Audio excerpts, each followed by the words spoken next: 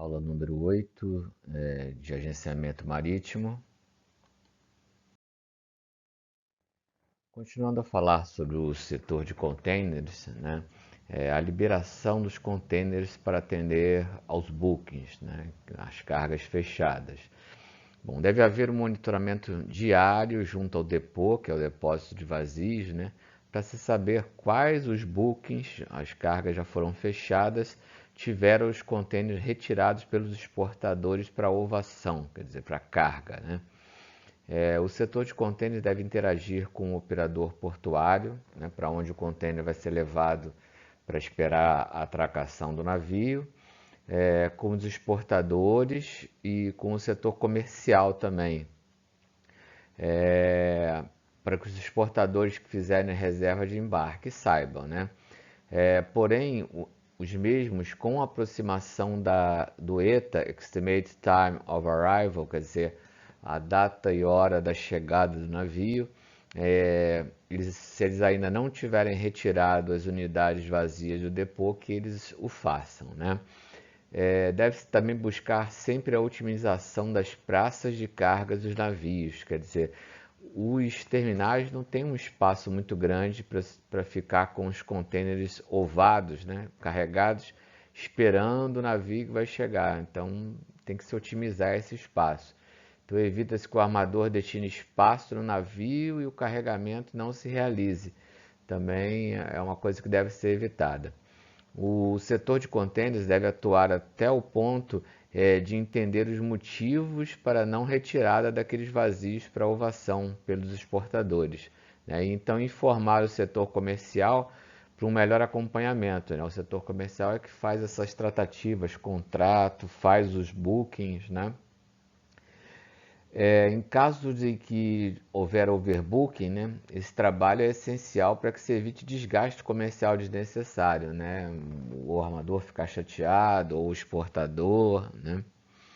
Aí nós temos um exemplo de um container tanque, né, para levar gasolina de aviação, gasolina de Fórmula 1.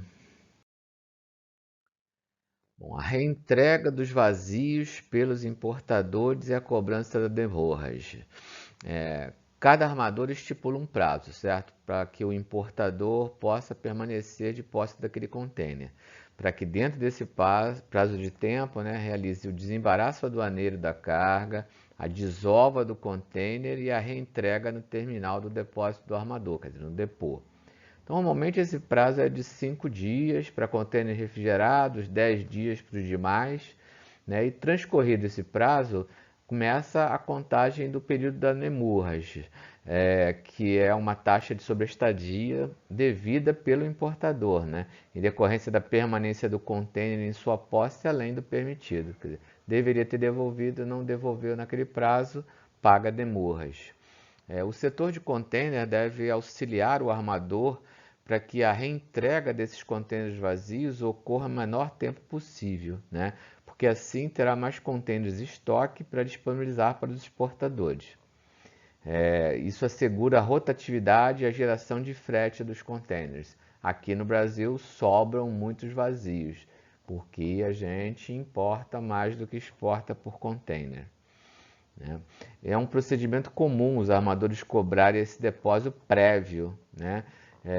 Com valores variados a título de garantia de demurras. Se o importador não devolver o contêiner vazio no prazo, esse valor não é devolvido, ao invés de se pagar depois. Não, ele cobra antes, pré-pago, e se ele devolver no prazo certo, ele recebe aquele depósito de volta.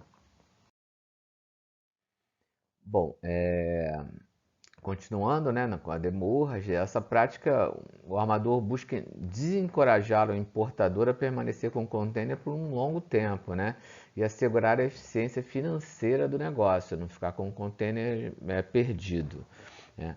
Cabe ao setor de container acompanhar os casos, né, que o importador alongue excessivamente a posse do container e averigue os motivos, né.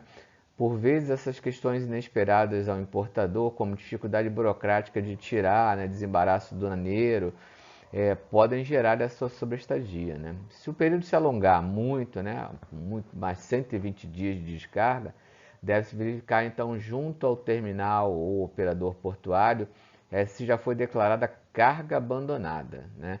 Só quando é declarada carga abandonada, que foi aquele caso que nós falamos aqui anteriormente, daquele container de lixo hospitalar, é que a mesma foi apreendida pela Receita para que seja apresentada a petição à autoridade aduaneira da desova do container. Por quê? O que é apreendida é a carga, né? Ou a carga é abandonada, mas o container não. É a mesma coisa que um caminhão que tenha levado alguma coisa, a carga pode ser roubada, a carga pode ser irregular, mas o caminhão não. Então o container é do armador. Então tem que tirar aquela carga para o container continuar a sua vida útil, né?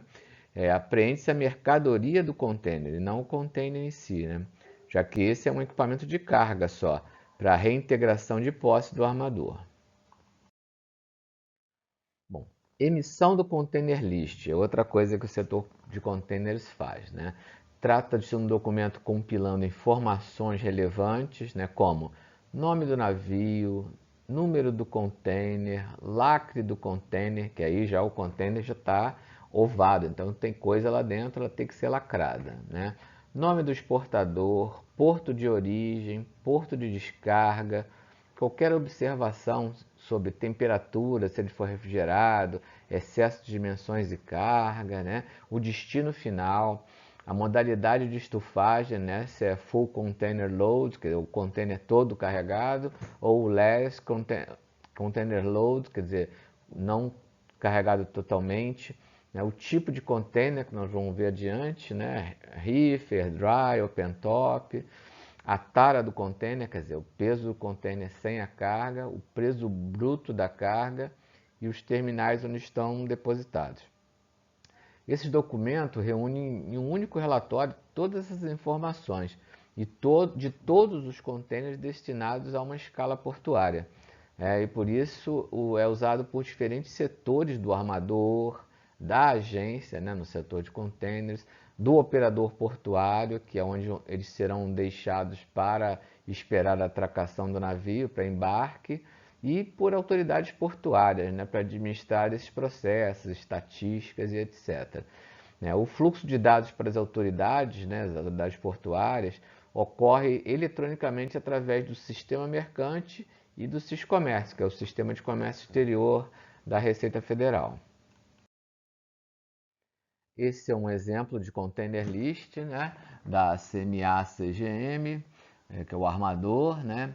Então tem lá o número do container aqui, vou mostrar para vocês aqui o número do container, né? O tipo do container, RIF, né?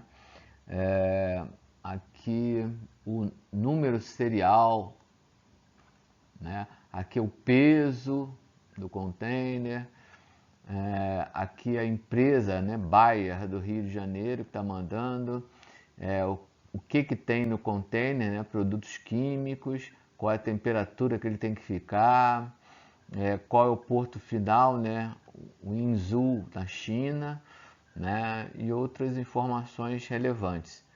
Aí aqui um sumário de todo o container list, né, que é o peso que vai embarcar naquele navio. Bom, falando sobre a evolução do container, né, assim como em diversos outros produtos, materiais, tecnologias que nós usamos hoje em dia, né, e faz parte do nosso cotidiano, o container também advém de desenvolvimentos e criações inicialmente militares, né, como a ida à Lua, né, armas nucleares. Então, o container também começou no meio militar para dar apoio logístico durante a guerra, se chamava trem da esquadra. Que iam os navios com as peças sobressalentes em containers para o reparo dos navios de guerra no mar, né? Então, acompanhando essa evolução desse segmento liner, né, houve a evolução em porte e tecnologia dos navios porta-containers, né, como essa tabela mostra. Em 1972, né? A capacidade em teus que a gente vai ver é um tipo de container de 20 pés, 20 equivalent unit, eram 1.500 containers dos pequenos, né? A loa, que é o comprimento do navio, é de 225 metros. Né? A boca, que é a largura do navio, 24. O calado chegava a 9 metros. Com a evolução do tempo, o que aconteceu? Os navios começaram a ter uma maior capacidade, né, chegando aqui a 18 mil teus, uma loa de 400 metros, quase o dobro da inicial, né? Uma boca mais do que o dobro daqueles primeiros navios de 72 e o calado também mais de 2 vezes. Por quê? O armador quer colocar mais containers a bordo de um navio que tenha praticamente a mesma tripulação ou até menos, né, com a evolução da tecnologia, carregando muito mais com um motor um pouco mais potente. Então o lucro dele é muito maior, né? Por isso essa pressão dos armadores em cima dos portos, em cima da praticagem, para que manobrem navios cada vez maiores, né, com calados maiores, os riscos maiores de encalhe, para que eles possam ter maiores lucros. Bom, aqui nós vemos aí um exemplo, né, do Houston Bridge. Tem partículas que são as características do navio, né? Máxima velocidade de 24 nós, que nós é milha por hora, né? Normalmente é a metade do quilômetro por hora que ela representa. Então aí daria uns 40 e poucos quilômetros por hora. Parece devagar, mas para o mar é bastante coisa. Né? Land Overhaul, que é a loa, né? 336 metros, já é um navio grande. A boca, né? Overhaul Beam, 45 metros. O calado máximo, draw, ou draft, é de 14 metros. A maior capacidade de containers de TEU, né? 20 Equivalent Unit, é de 9.600 containers, sendo desses 800 podem ser refrigerados, porque existem lugares específicos para esses containers refrigerados ficarem ligados ou à eletricidade do navio ou a tubos de material refrigerante. Deadweight é o peso bruto do navio, é a quantidade de carga comercial que ele pode carregar. Então, 106 mil toneladas de deadweight. Gross tonnage é o espaço interno que o navio tem em volume. Tá? Já esse daí é o Login Pantanal, é um navio menor, né, de cabotagem, né, cuja as características, as partículas dão uma velocidade de 19,5 nós, já uma loa menorzinha, né, 182, uma boca menor também do que a anterior, 25 metros, né, e um calado máximo de 10 metros, então entra em portos com um calado menor, né, com obstáculos que não deixaria o anterior entrar. Já a capacidade de teus dele também é menor, né? 1.674 containers. Desses, só 300 podem ser refrigerados. Né? O peso bruto, quer dizer, o peso de carga dele, 24 mil toneladas. E o gross tonnage, né? A arqueação bruta, é de 17 mil em espaço volumétrico. Tá? A praticagem é paga, às vezes, em deadweight, quando o navio tem um deadweight maior, ou em gross tonnage, quando ele tem um espaço maior, como é o caso dos passageiros, do ro-ro, que ele tem mais espaço do que peso. Já esse, né, é um gigante dos mares, né? É da companhia CSCL, né? Tem uma lua de 400 metros, né? Bem grande, uma boca de quase 60 metros, um calado máximo de 15 metros. Então, quer dizer, aqui no Rio de Janeiro ele entrava, mas não atracava no terminal de containers, né? tem uma capacidade máxima de 19 mil containers, né? Bastante coisa, um deadweight de 186 mil toneladas e um gross tonnage, a arqueação bruta de 155.400. Logo, esse aqui vai pagar a praticagem pelo deadweight, não pelo gross tonnage. Bom, para entender, né? Vocês verão em outras matérias esse caso aqui, mas só para explicar, o container de 20 pés, né, é chamado de TEU. Por quê? 20 feet equivalent unit. 20 é 20, né? 20 é 20 pés de unidade equivalente. Então, os TEUs são os containers menores. Esse caso aqui, ó, este container menor aqui é um TEU. Possui umas dimensões padrão, né, para qualquer armador, qualquer navio poder encaixar, igual peças de Lego, né, onde o comprimento é de 6 metros, 6,06, e a largura de quase 2,5 metros. Então, um comprimento de 6, largura de 2,5 metros. Esse é o problema porque a unidade de pés, quando converte, fica esses quebradinhos aqui. E 2,59 de altura, né? Já o de 40 pés se chama FEU, né? Force 40 pés equivalentes units, compõe duas vezes o de 20. Então nós vemos aqui embaixo um FEU com dois teus em cima, né? Dois teus em cima. Então um FEU cabe em dois teus em cima. E é assim que eles são guardados no navio, né? Então, mas a capacidade é sempre dada em teu, né? Então, se ele tiver todo carregado com 20 pés, como parece esse daqui, né, que é muito mais prático de você colocar, ele cabe a metade de feus do que a sua capacidade em teus, tá? Então, olha lá, o comprimento dele é o dobro. O resto, largura e altura é a mesma, tá?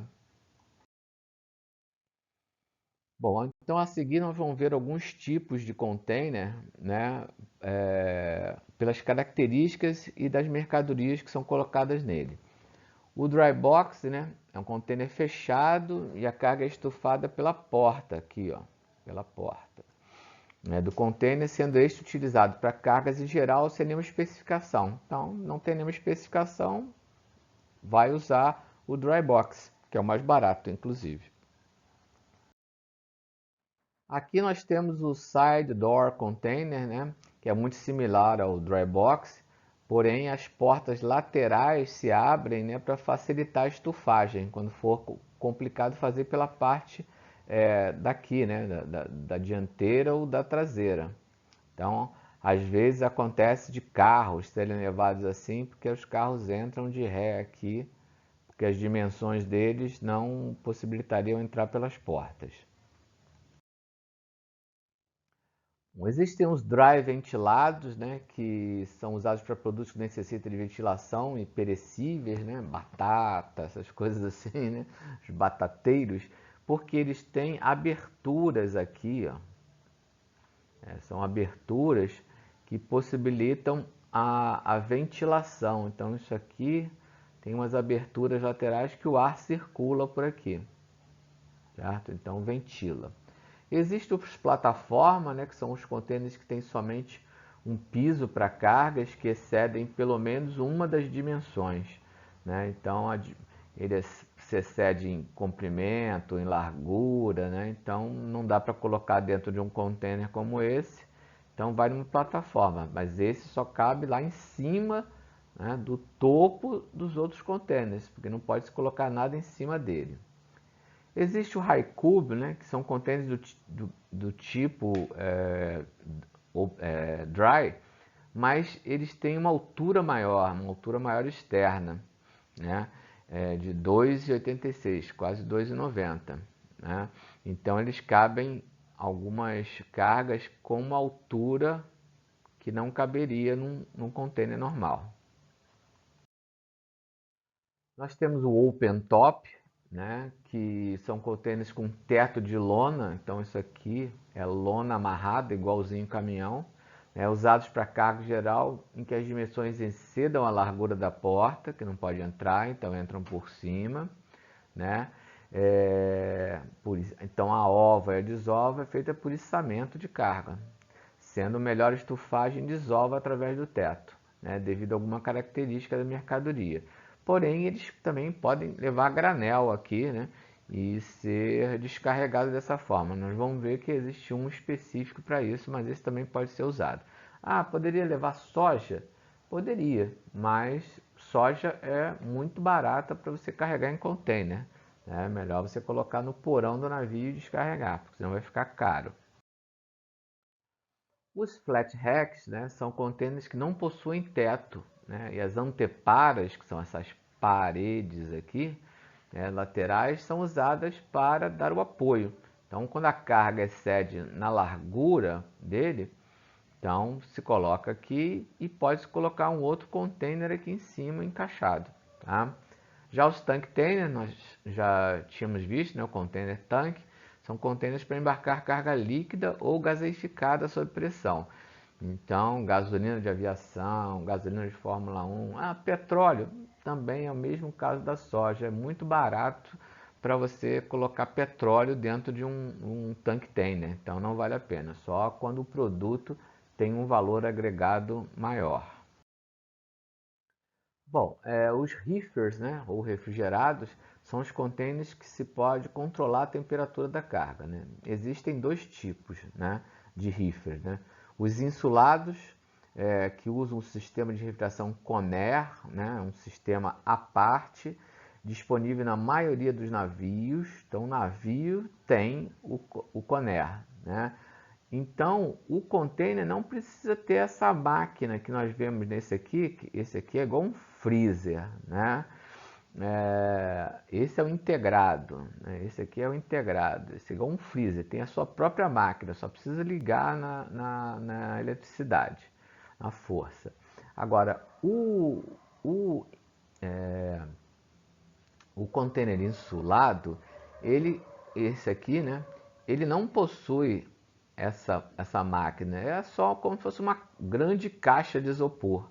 Só que ele tem uns sistemas aqui dentro para poder correr o freon, tá? Manter o container refrigerado, mas precisa de um clip-on, né? Um maquinário móvel fora dele para fazer isso enquanto ele está no cais, e depois quando ele vai desliga, quando ele vai ser embarcado, quando ele embarca no navio, liga no coner do navio, que é esse sistema para manter ele refrigerado. Então ele não fica sozinho mantendo a carga refrigerada, ele precisa de uma máquina externa, clip-on ou sistema coner para manter a carga refrigerada. O graneleiro, né, são contêineres que embarcam carga geral a granel, né, que são estufadas por orifícios aqui em cima, né, aqui, tá vendo? No teto, e desovadas com o uso de empilhadeiras que inclinam esse container para cima e a carga sai por aqui, ó. Sai por essas extremidades aqui, saindo a carga pela portinhola na parte frontal do container. Então, esses containers podem ser utilizados para exportação de café, alguns tipos de alimento que têm o valor agregado, embarcam a granel e são desembarcados facilmente por essa portinhola. Outra vez, soja, milho é muito barato, não vale a pena colocar num container desse, mas um café especial arábico, sim. E aí, fechando, né, um navio conteneiro com as características deles, né, os guindastes. Então, normalmente esses guindastes ocorrem nos conteneiros que fazem cabotagem, porque nem todo porto tem os porteiros para se tirar, né? Aqui é o passadiço do navio, né, onde é comandado. Aqui ficam a superestrutura do navio, onde tem os camarotes, tem o rancho, tem tudo.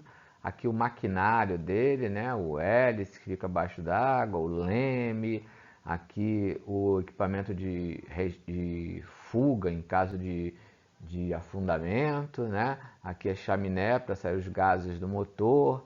Aqui tem o bow thruster, que é um impelidor lateral para ajudar a fechar a proa para cima do cais. E outras características. E aqui os containers, né, que nós estamos estudando, que vão tanto no convés como aqui também no porão, tá? Exceto aqui a parte de máquinas.